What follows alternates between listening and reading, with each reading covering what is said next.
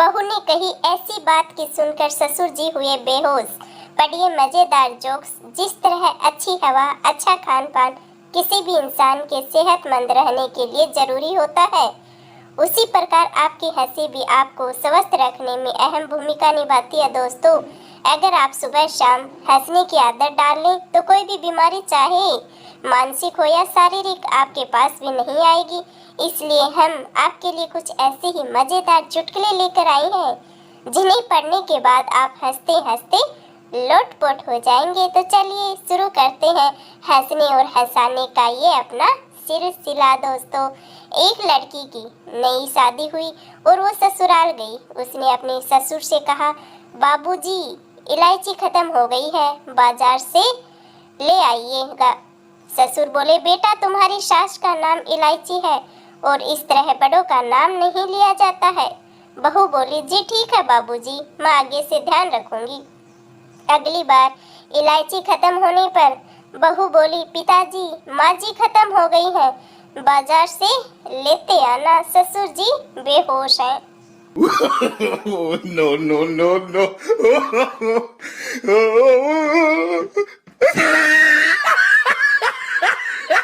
एक आदमी बैंक से पैसे निकालने के लिए गया। कैशियर ने आदमी को देखकर कहा, पैसे नहीं है। ये सुनकर आदमी बोला, और दो। अमीरों को पैसा, सारे पैसे लेकर भाग गए विदेश में। कैशियर ने खिड़की में से हाथ निकाला और उसकी गर्दन दबोच कर कहा, साले बैंक में तो है, तेरे खाते में नहीं है। No, no, no, no.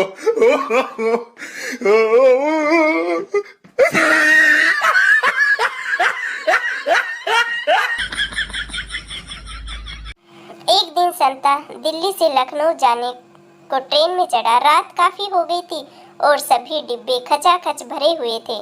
संता को बैठने तक की जगह नहीं मिली तो उसने एक तरकीब लगाई और सांप सांप सांप चिल्लाना शुरू कर दिया।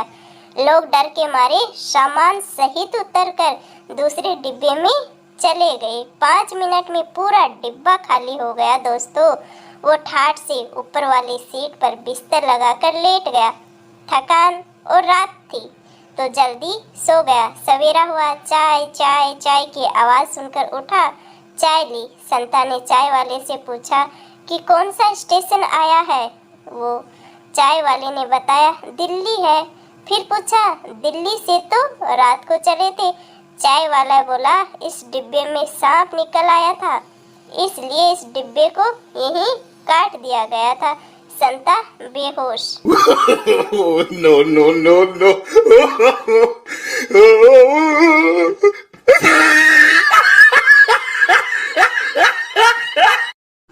फेरों के समय पंडित ने दूल्हे से कहा, बेटा इस फेरे में दुल्हन आगे चलेगी, तू इसके पीछे चलेगा। दुल्हन आगे चली, लेकिन चलते चलते दूल्हा आगे निकल गया। पंडित जी ने दोबारा से दुल्हन को आगे किया, मगर फिर दूल्हा आगे निकल गया। 3-4 बार ऐसा ही हुआ तो पंडित जी ने गुस्से से दूल्हे के पिता से कहा, ये पागल है या इसका दिमाग ही खराब है।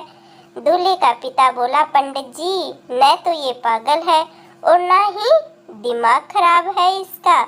दरअसल ये एक ड्राइवर है और इसे ओवरटेक करने की आदत है। No, no, no, no.